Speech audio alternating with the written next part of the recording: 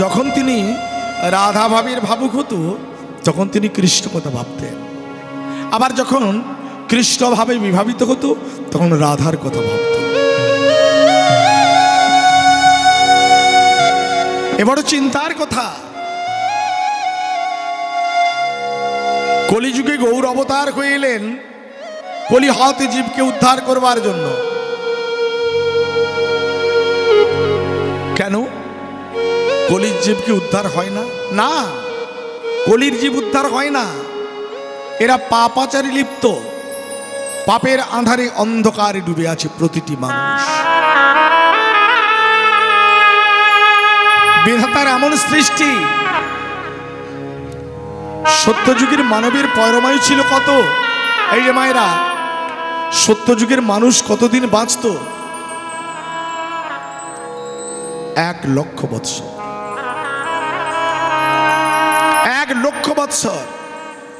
ত্রেতা যুগ এলো, সেই ত্রেতা যুগে একটা শূন্য বাদ দিয়ে দিল। মানুষ বাঁচত কতদিন? 10,000 বৎসর। এলো দাপর যুগ, দাপর যুগে আবার একটা শূন্য বাদ চলে গেল। দাপর যুগের মানবের পরমায়ু হলো মাত্র 1,000 বৎসর। আর এই কলিযুগে, এই কলিযুগে মানুষের তার থেকে একটা শূন্য বাদ চলে গেল, মাত্র 100। এরা যদি 10,000 বছর বাঁচত, অত্যাচারের শেষ থাকতো না। আমরা যদি 1,000 বৎসর বাঁচতাম, আমাদের অত্যাচারের শেষ থাকতো না, দীর্ঘদিন বাঁচব। 100 বৎসর বাঁচবে, কিন্তু তাও আবার তার থেকে বিধাতা দেখলো যে কলির মানব এত পাপাচারে অন্ধকার হয়ে গেছে, এদের জন্য এত আয়ু রাখা যাবে না। বলে একটা পশুর আয়ু যত, একটা মানুষের আয়ু তত দিতে হবে। কত দিল? মাত্র 40 বৎসর। আমাদের আয়ু কত বৎসর? কত? 40 বৎসর। 40 বৎসরের মধ্যে বৃদ্ধ হয়ে বুড়ো হয়ে মরে যাব।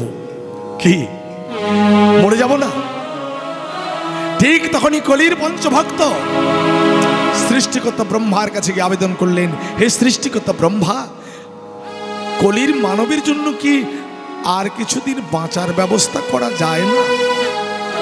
আর কি কিছুদিন বাড়িয়ে দেওয়া যায় না? বলে না না, ওদিকে দিলে তো ওরা নষ্ট করে দেবে,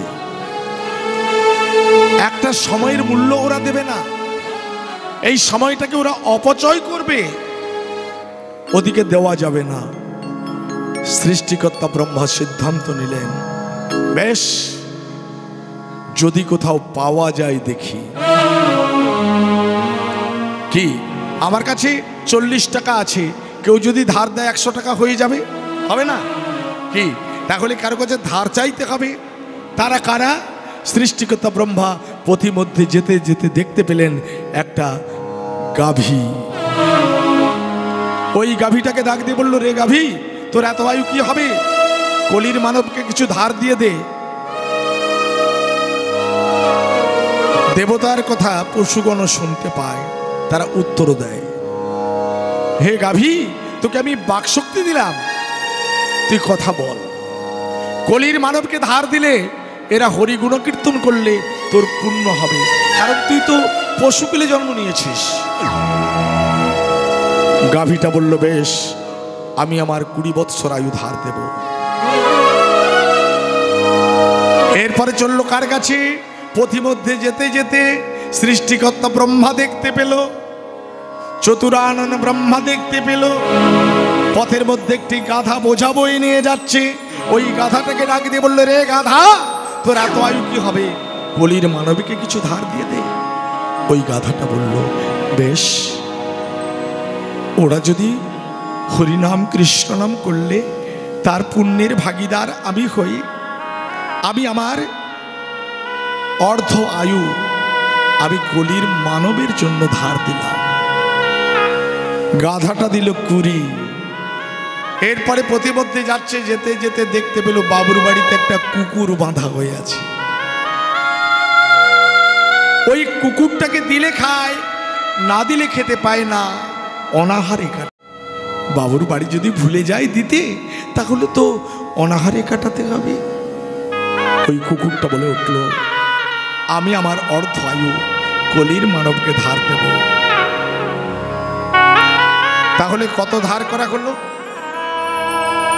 গরুর কাছে 20, গাধার কাছে 20, আর কুকুরের কাছে 20। 20 দিনে 60 বৎসর ধার করা হলো। হলো কত? 100। সৃষ্টিকর্তা ব্রহ্মা মনে ভাবলো, তাতেও তো হলো না, দেখি যদি আর কিছু কোথাও ধার পাওয়া যায়। পথিমধ্যে যেতে যেতে দেখতে পেল বৃক্ষের উপরে একটা শকুন বসে বসে কাঁদে। ওই শকুনের চোখে জল, খিদার জ্বালায় ছটপট করে। ওই শকুনটাকে ডাক দিয়ে বলল, রে শকুন, তোর এত আয়ু কি হবে? কলির মানবকে কিছু ধার দিয়ে দে। শকুনটা বলল, হ্যাঁ, কি হবে আমার বেঁচে থেকে? কারণ আমি শুধু আহার করি আর মলত্যাগ করি, আমি কারো উপকার করতে পারি না। তাহলে এত আয়ু আমার কি হবে? আমি কলির মানবকে আমার 20 বৎসর আয়ু ধার দিলাম। ধার করা হলো 120, মোট হলো 120। তাহলে 80 বৎসর ধার করা হলো। এই যে মা, কথা দিয়ে এসেছিলাম, যেদিন মাতৃগর্ভে যাব, ঊর্ধ্বপদে হেড মুন্ডে রাখবো, প্রথমে তোমায় প্রণাম করব। ডাক্তারবাবু থাকলে জিজ্ঞেস করবেন, মায়েরা যখন প্রথম সন্তান প্রসব করে, ওই সন্তান হাত জোড়ো করে ভূমিষ্ঠে নামে। কিন্তু পরে পরে কি হলো? পরে আমরা মায়াতে বশীভূত হয়ে আমরা যে কথা দিয়েছিলাম, সে কথাগুলো ভুলে গেছি। কিটা ভুলে গেছি? হে গোবিন্দ, তুমি আমাকে এপার থেকে ওপারে নিয়ে চলো, মানে মাতৃগর্ভ থেকে ভূমিতে নিয়ে চলো। আমি তোমার গুণগান করব, কর্ণ দাও, তোমার গুণকীর্তন শ্রবণ করব। নয়ন দাও, তোমার সবংশী বদন দর্শন করব। বাকশক্তি দাও, তোমার গুণকীর্তন গাইব। কিন্তু সেগুলো আমরা ভুলে গেছি, সেগুলো আমরা ভুলে গেছি। এই জন্য তো আমরা ব্যথা পাই, কষ্ট পাই, যন্ত্রণা পাই। এইটুকু সময়ের আমরা মূল্য দিই না। এইটুকু সময় বাঁচবো, সেইটুকু সময় আমরা তার স্মরণ ভজন করি না। না শুনি গীতা, না শুনি ভাগবত, না শুনি চৈতন্য চরিতামৃত। লেখাপড়া করতে গেলেও তা আমরা করি না। তাকে ডাকবো কবে? ভজবো কবে? স্মরণ করবো কবে? ভক্তমণ্ডলী, ভক্তিমতী মা, তাই তো আজ ভক্তের জন্য আজ আমার শ্রীমতী রাধা মান করে আছে। মান বিরহ জরে প্রভু ভেলো ভোর, ওরাঙ্গা নয়নে বহে তপত হিলোর। ভক্তমণ্ডলী, ভক্তিমতী মা, মানটা কেন হলো না? অন্তরে আছে কৃষ্ণ আর বাহিরে আছে রাধা, আমরা তাকে খুঁজে পাচ্ছি না।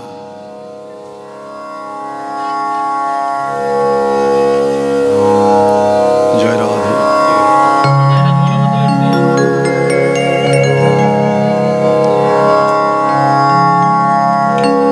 শ্রীগুণিদায় গৌর প্রেমানন্দে হরি হরি বল।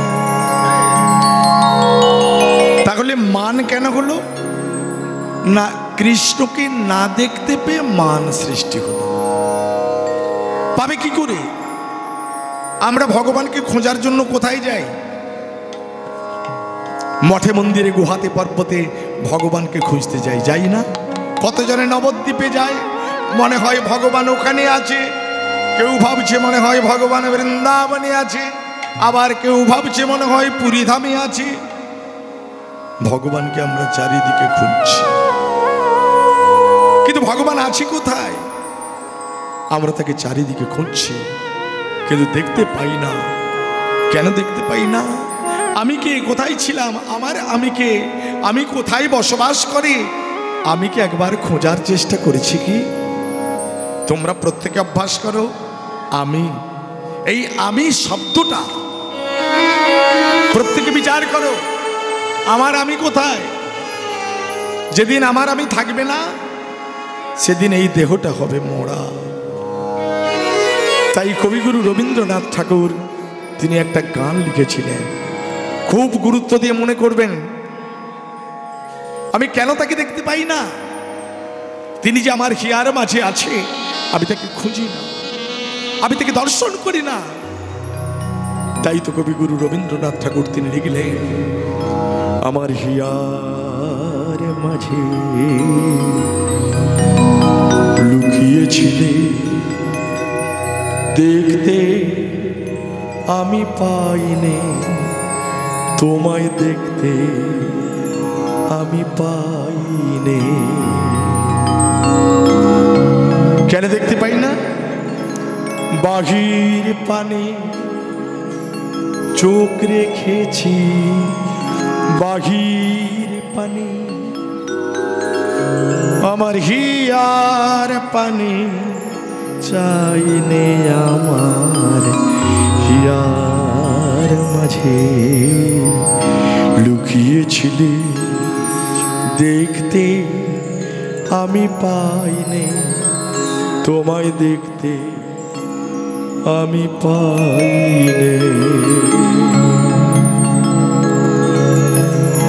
তিনি হিয়ার মাঝে লুকিয়ে আছে, তাকে দেখতে পাই না। তাই আজ আমার গৌর করি তিনি দেখলেন ভক্তগণ সঙ্গে নিত্যানন্দ শ্রীবাস অদ্বৈত গদাধর পার্শ্বদগণকে নিয়ে আছেন। আরে মোরো, আরে মোরো আমার গৌরাঙ্গ চা,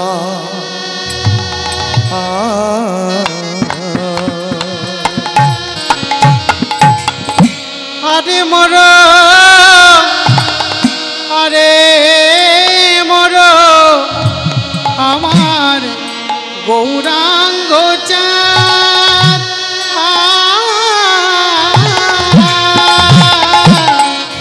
অখিল অখিল অখিল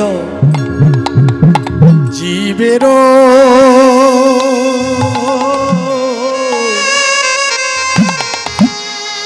লোচন ফা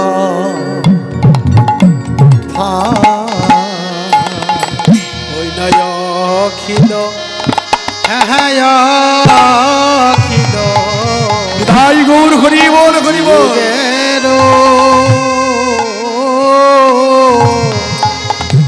লোচন গোরা রে বলি ফাঁদ পেতেছে গো,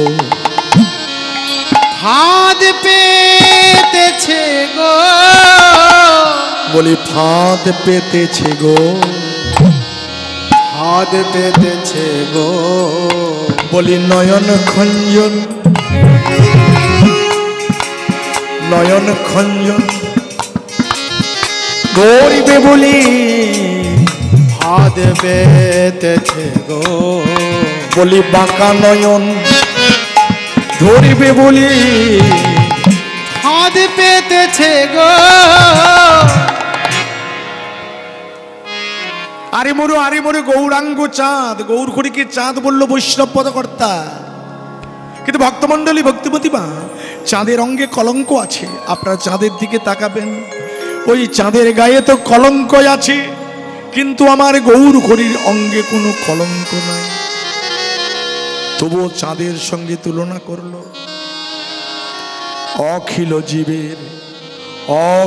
জীবের লোচন ফাঁদ। এই বিশ্ব ব্রহ্মাণ্ডে যত জীব আছে তাদের ফাঁদ পেতে বসে আছে। কে না? আরাধ্যা শ্রীমতী রাধা। কাকে ধরবে বলে? নয়ন খঞ্জন ধরবে বলে। নয়ন খঞ্জন কার? খঞ্জন নয়ন ভগবান শ্রী গোবিন্দ। খঞ্জন মানে বাঁকা নয়ন। বাঁকা নয়ন ত্রিভঙ্গ মুরারি আমার গোবিন্দ। তাকে ধরবে বলে ফাঁদ পেতে আছে। এই যে মা, ভগবানকে পেতে গেলে ফাঁদ না পাতলে ভগবানকে পাওয়া যায় না। হ্যাঁ, কোন ফাঁদ? ওই বগলে ধরা ফাঁদ। সে ফাঁদ তো এ ফাঁদ নয়। যদি তাকে কেউ একবার ডাকতে পারে, যদি ডাকার মতো ডাকো তারে, বলি ডাকো তারে, ডাকো তারে, ডাকো তারে। যার যেমন ভাব সে তেমন দেখছে। বলে ডাকো তারে, ডাকো তারে, ডাকো তারে, ডাকো তারে। বলে ডাক তারে, ডাক তারে। আহা ডাকো তারে, ডাকো তারে। এই যে মা, কেউ বলছে ডাক্তারে, আবার কেউ বলছে ডাকো তারে। ডাক্তার মানে যে শরীর সুস্থ করে দেয়, মেডিসিন দিয়ে শরীর সুস্থ করে দেয়। বলে ডাকো তারে, ডাকো তারে। কেমন করি না? তারে তারে তারে ডাকো, তবে তাকে মিলবে। ভক্তমণ্ডলী, ভক্তিমতী মা, তাকে ডাকতে গেলে কি করতে হবে না? ফাঁদ পাততে হবে। তাহলে যদি ফাঁদ পাতেন আপনারা ভগবানকে দেখতে পাবেন। ভক্তমণ্ডলী, ভক্তিমতী মা, আচ্ছা আপনারা বলুন তো, ভগবানকে দেখেছেন কজন? আপনারা ভগবানকে দেখেছেন কজন? দেখেছেন? কে দেখেছে? একজন বলতে পারবে? কে দেখেছে? এতজনের মধ্যে একজনও দেখেনি ভগবানকে? সেই ভগবানকে দেখেননি? আচ্ছা, কারা কারা দেখবেন বলুন? আমি আজকে ভগবানকে দেখাবো। দেখবেন? হ্যাঁ, দেখবেন তো? কই কারা দেখবেন? হাত তুলুন তো। আর যারা আছে তারা কেউ দেখবে না? আপনারা ভগবানকে দেখবেন না? ভগবানকে দেখবে। অনেকেই হাত তুলেছে ভগবানকে দেখবে, কিন্তু আমার একটা শর্ত আছে। এই শর্তটা যদি আপনারা রাখেন তাহলে আমি ভগবানকে দেখাতে পারি। রাখবেন তো? কথাটা রাখবেন তো? হ্যাঁ, 24 ঘন্টা জলে ডুবে থাকতে হবে। ও তো মরে যাবে গো। এবার হাত তুলুন। 24 ঘন্টা ডুবে থাকতে হবে। যদি 24 ঘন্টা ডুবে থাকতে পারো তবে ভগবানের দেখা পাবে। এবার হাত তুলুন, কে ডুবে থাকবে? বাহ, সাহস আছে বলতে হবে। আমি বলছি দেখো, খালের জলে বলিনি, ডোবার জলে বলিনি, নালার জলে বলিনি, কুয়ার জলে বলিনি। আমি বলছি জলে ডুবে থাকতে হবে। কোন জলে? বলি নয়ন জলে ভাসো ডাকো। নয়ন জলে বিভোর হয়ে ডাকো। বলি নয়ন জলে বিভোর হয়ে ডাকো। আহা নয়ন জলে বিভোর হয়ে ডাকো। বলি হা কৃষ্ণ, হা কৃষ্ণ বলে।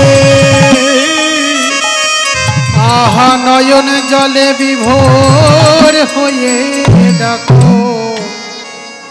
যদি নয়ন জলে তাকে ডাকতে পারো তাহলে তার দেখা পাবে, অবশ্যই পাবে, কৃপা পাবে।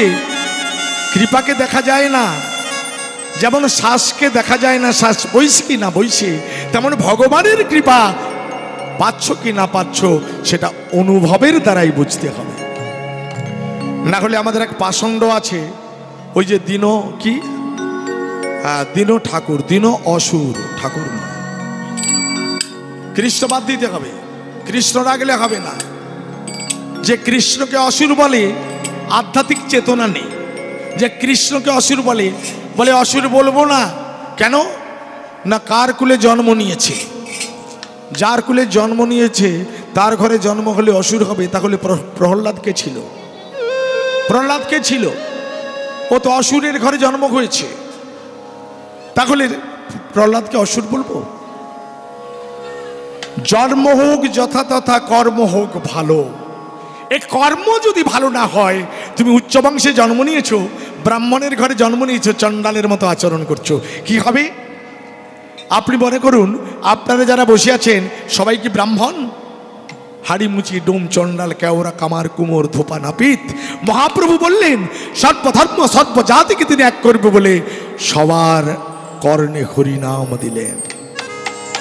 এই কলিযুগের ধর্ম হলো হরিনাম। এই হরিনামের দ্বারা মুক্তি হবে, এই হরিনামের দ্বারাই জীবের উদ্ধার হবে। এই নাম ছাড়া কারো গতি নেই। হরের নাম, হরের নাম, হরের নামৈব কেবলম কলো নাস্তেব্য নাস্তেব্য নাস্তেব্য গতিরন্যথা।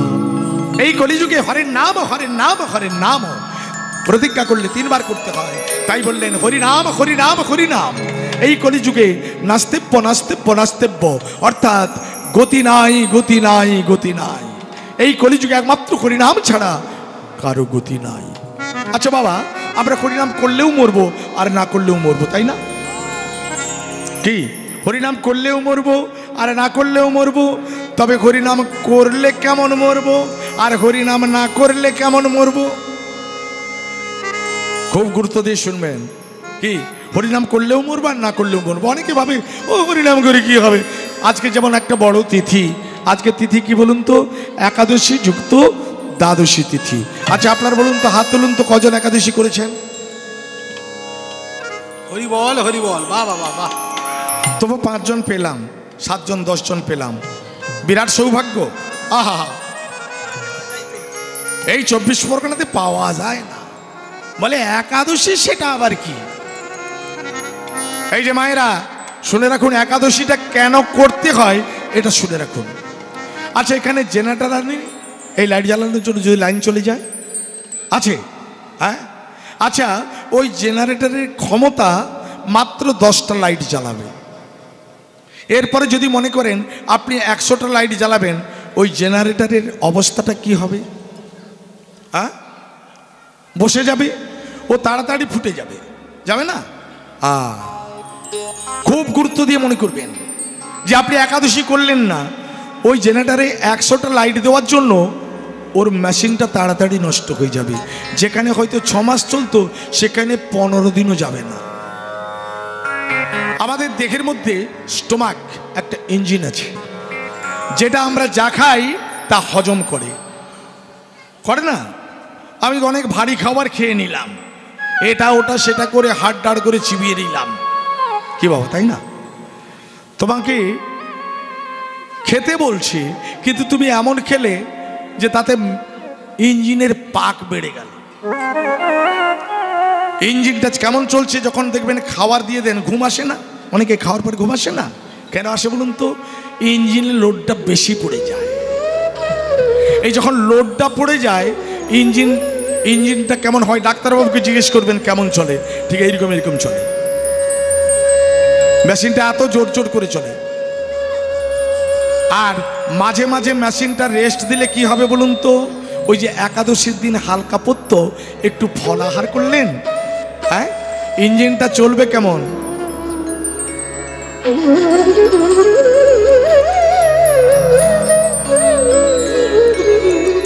ওই যে রেস্ট দেওয়া হলো, ইঞ্জিনের পিক আপটা বেড়ে গেল। আর না হলে ওই 120-র গায়ে 40 বছরে ফুটে যাব, কি হবে? 50 বছরে ফুটে যাব। যত বেশি কাঁড়ি কাঁড়ি দেবে, ইঞ্জিন তাড়াতাড়ি ফুটবে, নষ্ট হবে, অ্যাসিড করবে, বুক জ্বালা করবে, শরীর নষ্ট হবে। মাঝে মাঝে একাদশী দিনটা পালন করলে মাসে 2টো পড়ে, বছরই মোট 25টা। বুঝতে পারলেন? এমন কিচ্ছু হবে না। আর ওই একটা দিন তার গুণকীর্তন করুন, নাম করুন, আর ওই একাদশী তিথিটা পালন করুন। দেখবেন আপনার আজকের চেহারা যা আছে তা পরিবর্তন হবেই হবে। আপনি যদি নিয়মিত সময় থেকে এটা পালন করে যান, আপনার 70 পেরিয়ে যাবে তো মাথার চুলও পাকতে চাইবে না। হ্যাঁ, আর না হলে 35 বছর 40 বছর বয়সে সব মাথার চুল পেকে ঝামা হয়ে যাবে, চোখও চলে যাবে, দাঁতও চলে যাবে। এই যে এর একটা প্রমাণ বলি, তাহলে আস্তে যেটা বলছিলাম সেটা বলিনি। তাহলে মরবো কেমন না, মরলেও মানে হরিনাম করলেও মরবো আর না করলেও মরবো। তাহলে আপনারা বেড়াল দেখেছেন? বেড়াল দেখেছো বাবা? দেখেছো? হ্যাঁ, এত বড় বড় বড় বড় বেড়াল দেখেন না? হ্যাঁ, খুব ডিপলি শুনবেন। ওই বেড়ালটা যখন বাচ্চা জন্ম দেয়, কোথায় বলুন তো বেড়ালের বাচ্চা হয়? হয় বস্তার কোণে, না হলে খাটের কোণে। আচ্ছা, আপনি খাটটা সরিয়ে নিলেন, ওই বেড়াল তার বাচ্চাটাকে কি করে? ওখানে থাকবে না, ও হাতে করে তুলে নিয়ে অন্য জায়গায় যাবে। যাবে না? কি হাতে করে? হ্যাঁ, গালে ধরে নিয়ে যাবে, তাই তো নাকি? তাহলে হাত নেই, ঠিক ঠিক বলছি? হ্যাঁ, তাহলে মুখে তুলে নিয়ে যায় অন্যত্রে। আচ্ছা, ওই বেড়ালের বাচ্চাটা কি মরে যায়? মরে কি? মরে না। আচ্ছা, আপনারা ওই বেড়ালকে ইঁদুর ধরতে দেখেছেন? হ্যাঁ, কেমন ধরে? ওই বেড়াল যখন ইঁদুর ধরে জমে ধরার মতো করে ধরে। হাড় গেল, গুড় গেল, গেলি রে মরি রে, বাবরে যাই রে করে না? হরিনাম করলে বেড়াল যেমন তার বাচ্চাটাকে আলতো করে এপার থেকে ওপারে নিয়ে গেল, এই মানব জীবনটা তরি পার হয়ে যাবে হরিনাম করলে। নিদাই গৌর হরি বল, হরি বল। আর হরিনাম কৃষ্ণ নাম না করলে বেড়াল যেমন ইঁদুর ধরলো, কত জ্বালা, কত ব্যাধি, কত যন্ত্রণা, চিতাব জ্বালা, সংসারের জ্বালা, পুত্রের জ্বালা, পরিজনের জ্বালা। এই জ্বালা জানতে অজান্তে আপনাকে পেতে হবে। তাই ভক্তমণ্ডলী, ভক্তিমতী মা, যারা ভজন করে না, স্মরণ করে না, তাদের কি হয়? আশ্রয় করিয়া ভজে তারে কৃষ্ণ নাহি তজে, আর সব মরে অকারণ। যে আশ্রয় করে, স্মরণজনের মরণ নাই, মরণ হবে তবে সুস্থভাবে সোজা হয়ে মরবে। ওই যারা যন্ত্রণা 6 মাস, 1 বছর, 2 বছর বেডসু হয়ে যন্ত্রণা হয়ে মরবে না। আপনি তাকে ডাকুন। পথ চলতে চলতে মোটরসাইকেল চালাচ্ছেন, আপনি তার নাম করতে করতে চলুন, ঠিক পার হয়ে যাবেন। আর যদি মনে করেন খুব কোনো চিন্তা অন্যমনস্ক হয়ে চালাচ্ছেন, ধাক্কা গেলেও যেতে পারে। খুব সাবধান, চলার পথে যেন তাকে ভুলে যেও না। যদি চলার পথে তাকে ভুলে যাও, হাতে কর্ম করতে করতে বাড়িতে কাজ করো, দেখবে তার কৃপা হবে।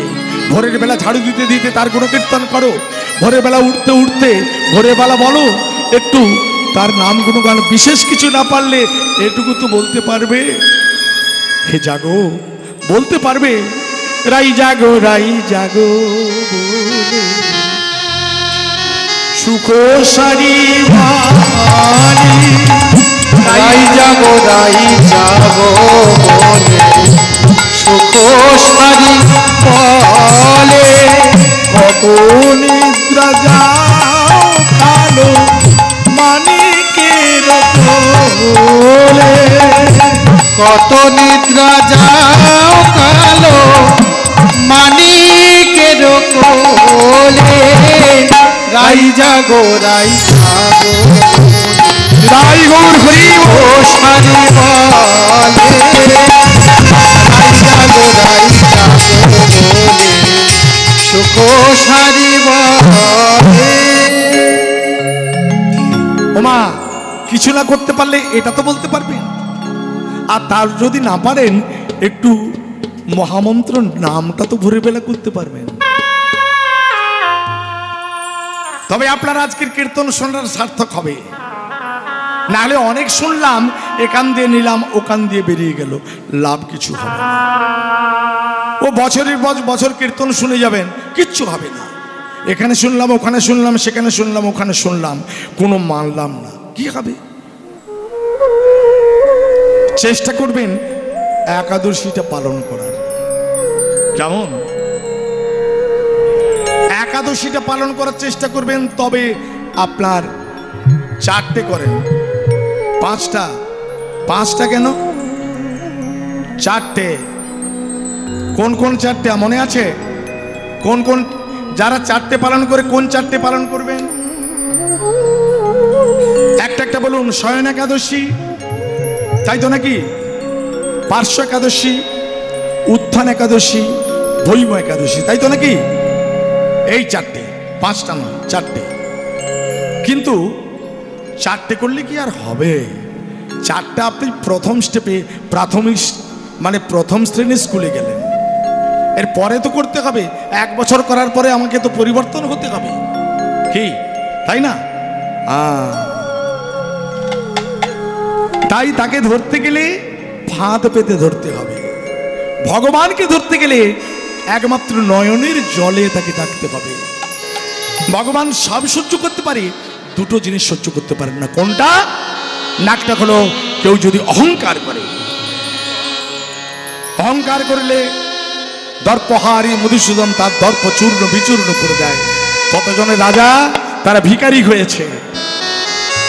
কি দানে বলতে বলি, রাজা অহংকার করেছিল, পাতালে যেতে হয়েছে। রাজা হরিশ্চন্দ্র দানবীর বলে অহংকার করত, রাজ্য ত্যাগ করে শ্মশান রুখি হতে হয়েছিল। দাদা কর্ণ সে দানবীর নামে খ্যাত হয়েছিল। তাহলে অহংকার চলে না। আর সহ্য করতে পারে নাকি? না ভক্তের নয়নের জল। কোন ভক্ত যদি দিনের শেষে একবার করে হা কৃষ্ণ হা গোবিন্দ তুমি কৃপা করো, দেখবে অন্তরে শান্তি আসবে। একমাত্র পারেন তরি তিনি। মনে করো আসার সময় অনুত্তরী হরিধ্বনি দিতে দিতে জন্মগ্রহণ করলাম, আর শেষের দিনে যাবার সময় বড় হরিবল বলতে বলতে শ্মশানে নিয়ে গেল। তাই তো আজ আমার ভাবনিধি গৌর করি ভাব দর্শন করছেন ভক্তরা।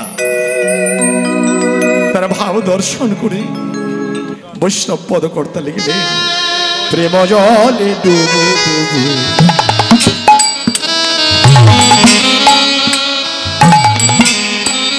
আমার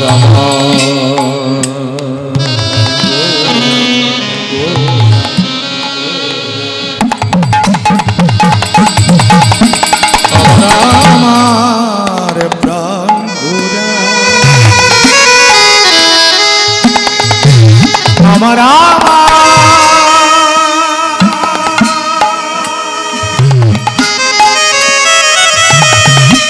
ভাবের নিধি গোরা আমার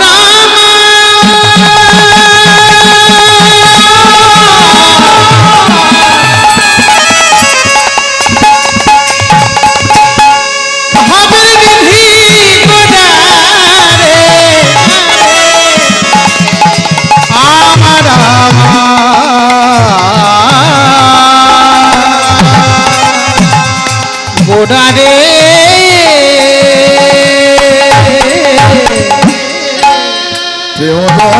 ডুবু ডুবু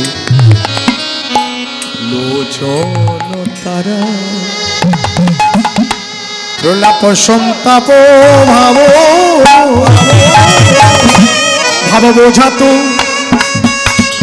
যায় না, ভাব বোঝাতো যায় না, ভাব বোঝাতো যায় না, ভাব বোঝাতো যায় না, বলি আমার আমার গৌর হরি, ভাব বোঝা তো যায় না প্রলাপ সন্তাপ ভাব আদি ঘোরা আদি বিভোরা যে হইল মনের দুঃখ কি বলিব কি বলিব মধু মন জীবন কইছে জুড়া কইছে জুড়া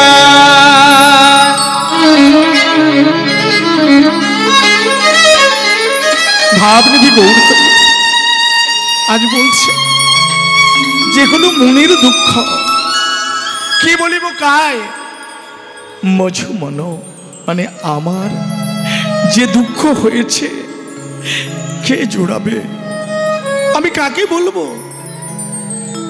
ভক্তগণ গৌর খনির পানে তাকিয়ে আছে তারও তো জানে না যে গৌর খনির কোন ভাবের উদয় হয়েছে আজ যে তার রাধা ভাবে বিভাবিত বৈষ্ণব পদকর্তা এক পাশে দাঁড়িয়ে বলছে